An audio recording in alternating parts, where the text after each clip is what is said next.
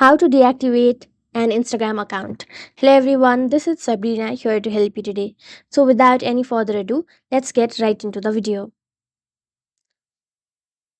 So first, launch your Instagram application. Then tap on your profile icon from your bottom right corner. Now go to the menu bar from your top right. After that, go to Account Center. Scroll down and then go to Personal Details. Go to Account Ownership and Control. Go to Deactivation or Deletion. Select your Instagram account. Then select Deactivate account. Deactivating your account is temporary. Tap on Continue. Now enter your password, tap on Continue, and your account will be deactivated.